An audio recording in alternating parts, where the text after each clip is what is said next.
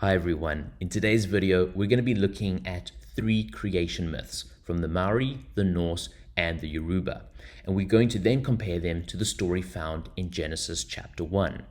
Now of course there are a lot of stories around the creation myths from various cultures, and so if this video gets a lot of likes we're going to do it for a whole bunch of other ones.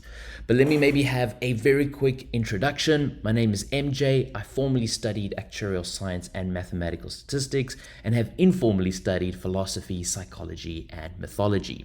Now, I love AI and I love religion. 2016, I did a quick little correspondence on AI in the South African Journal of Science. I'm South African, if you're wondering where that accent is coming from. And in 2018, I also published something on how uncertainty impacts morality in the Philosophy Now magazine. Now, what I've done is I've brought AI and religion together to form this thing called Bible Intelligence.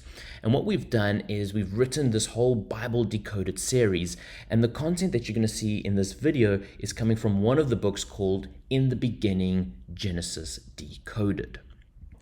But I think we're all quite familiar with the Bible's creation story. You know, we've got in the beginning, God creates heaven and earth. The earth is formless, it's empty. There's that darkness over the surface of the deep. The Spirit of God hovers over the waters. Day one, you know, there's light and darkness. Then on all the other days, we've got all the other things. Day 6, animals and humans. Day 7, rest and makes the day holy. And I'm fast forwarding through this section because I have got other videos on this channel where we talk about the creation story itself in depth. In the book as well, you can go into the creation story in depth as well. What we want to do in this video is, like I say, focus on the other stories to see what we can learn about the Christian God from them. But I must just say, when you look at the Bible, one thing that really gets me is Genesis chapter 2 from 1 to 3. Like, in my mind, it should be part of Genesis 1. Like, it's the end of the story, the beginning, and Genesis chapter 2 verse 4 should be the start of the next chapter. But chapters and verses were only really added in like the 13th and the 16th century. They're much later additions to the Bible. And that's the thing, is man has always been using technology to help get more from the scriptures. And likewise, I feel the same as with AI. You can use AI to learn more from the scriptures, and it's not an unholy thing to do. So, aims of today's videos. We're looking at 3 creation myths. We're going to use AI to compare their similarities and differences, and the aim is to learn more about the Christian God by contrasting it with these other stories. So that said, let's begin with the story from the Maori people. Now, the Maori, it's coming from New Zealand, and their story begins, well, before the world begins, they have the nothingness. Now, what I'm going to do is I'm going to refer to these things as they are. I'm not going to be using the actual names, because I'm horrible at pronunciation. So I'm just going to say the nothingness, the darkness, the sky father, and the earth mother. And you can pronounce those other words in your mind, because I know that I cannot. But now the idea is that these are the things that existed before the world began, and they were locked in a tight embrace. And then what happens is that their children were living in this tiny, narrow space, you know, while they're all locked together. And you can imagine it's quite cramped and uncomfortable. So what happens is the child god of the forest and birds, he starts pushing things apart with his strong legs. And what he does is he separates the sky father from the earth mother, which brought light into the world.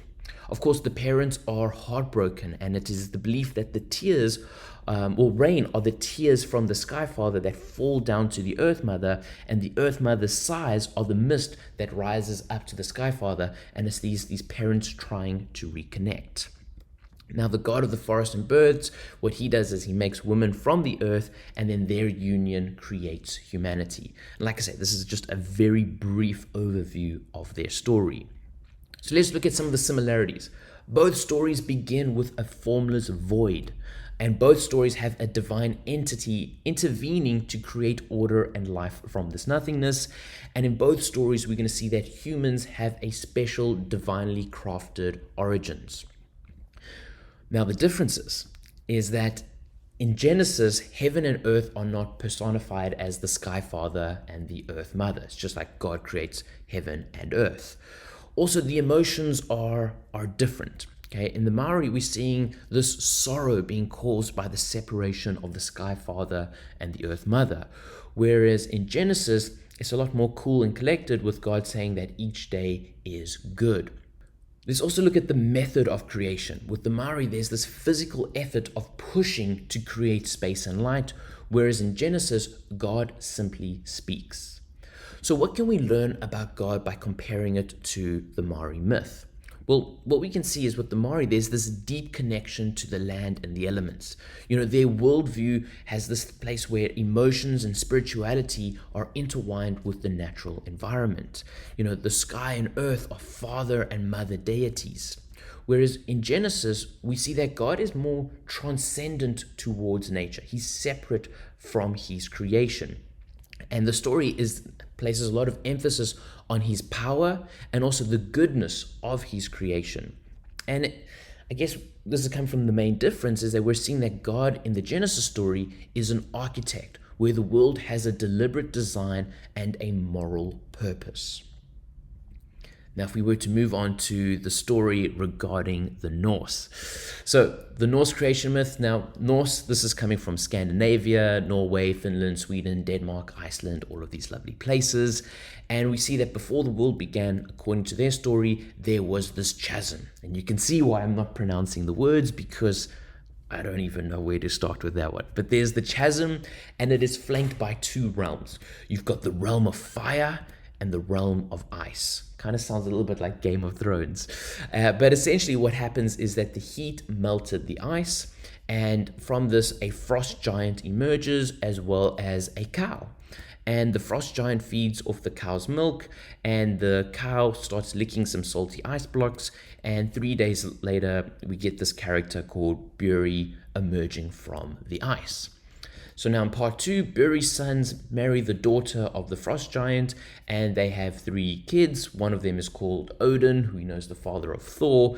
And anyway, these 3 kids, they kill their grandfather, the frost giant. And what they do is they create the world from the frost giant's body. The flesh becomes the land, the blood becomes the oceans, the bones become the mountains, the teeth become the rocks, the hair becomes the trees, the brain becomes the cloud, the skull becomes the sky, and the maggots that feast on the flesh become the dwarfs.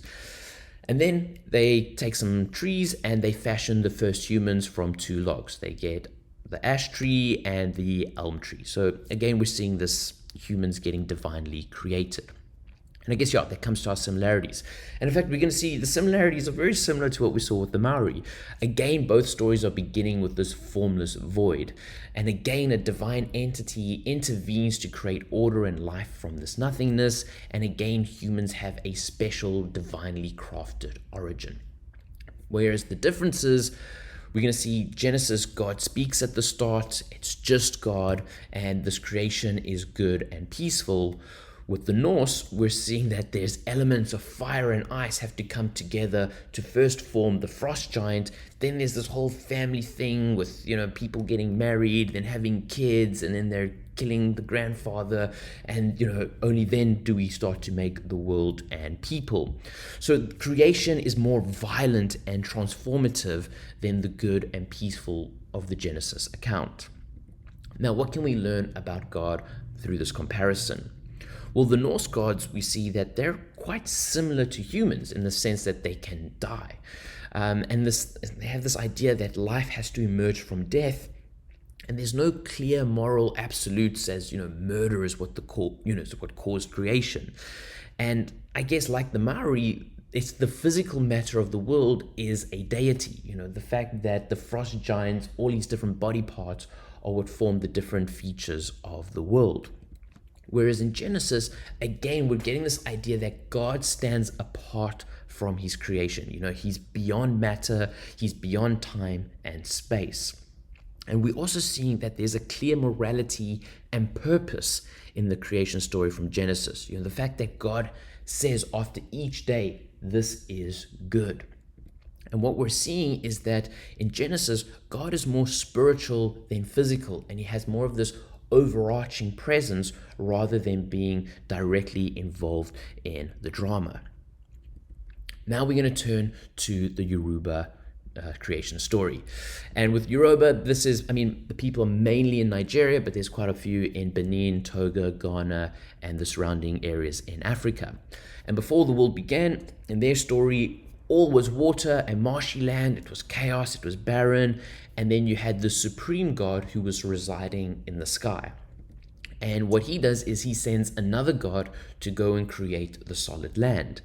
But this god gets drunk, and his younger brother, in some other stories, is his assistant, but somebody else has to take over the task of creating the world.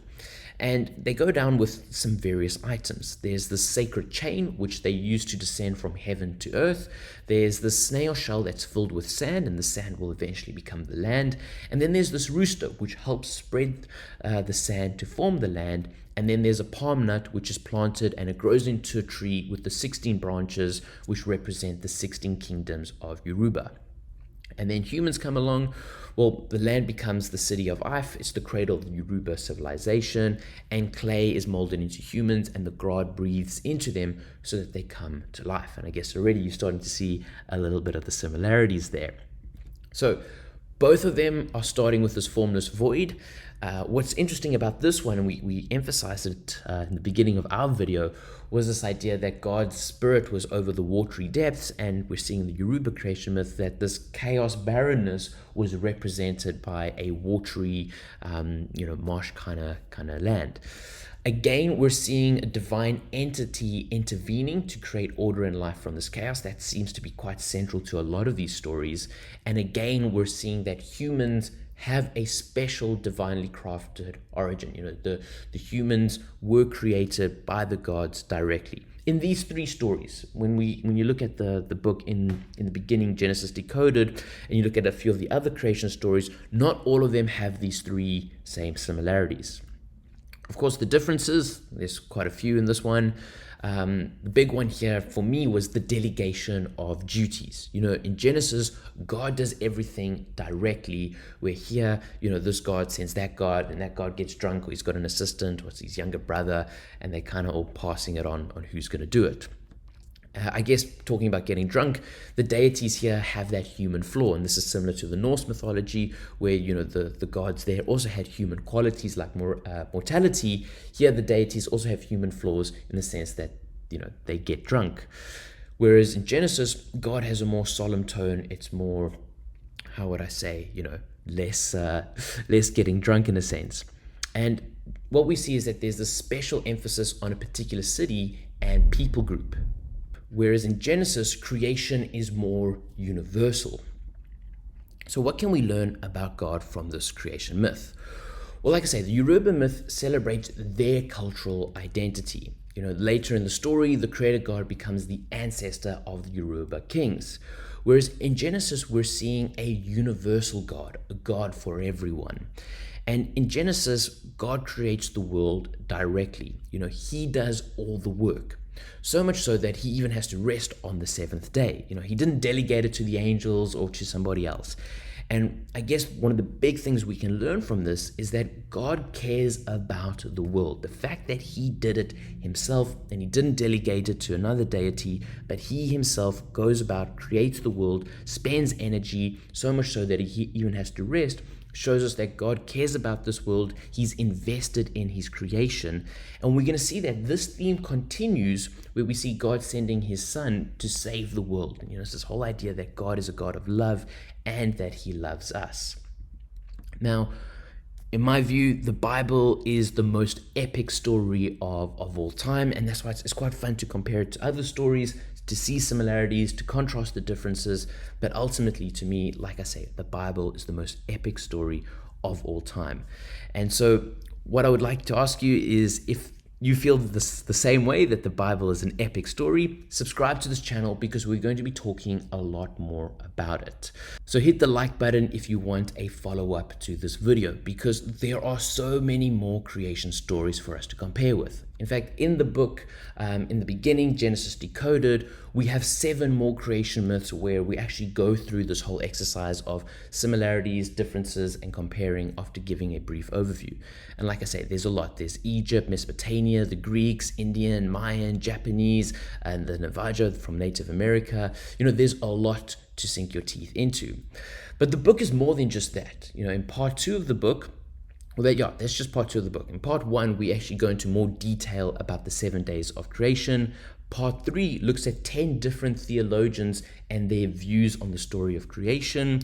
Part 4 looks at 8 different Bible verses that also speak about creation.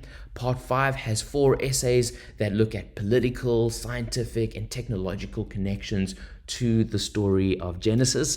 I'll just give you some ideas. This idea that man was made in the image of God, how that influenced politics. With the science one, it's how they've done the DNA tracing all the way back to a genetic Eve. The technological connection, this idea that God, creates light and then he separates it into darkness, and it's these two things, and the whole of binary with computers is light and darkness, on and off, from which all information can be built upon. So like I said, there's essays going into all of that.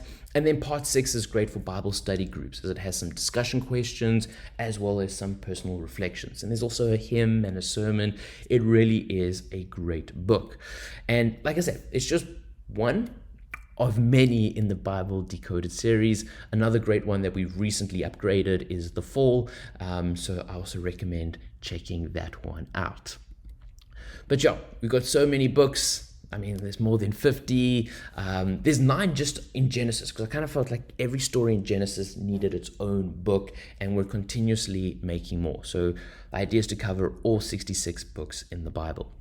So check it out. The series is available on Amazon. It's free to read if you have a Kindle Unlimited subscription. And I guess your final thing to say on that is, if you do read the book, please leave a rating. It helps us so much. Even if it's just 1 star, let us know your thoughts and we will improve. And with that, I just want to say thank you so much for watching this video. Like, share, subscribe, do all that good stuff, and we'll see you soon for another video. Cheers.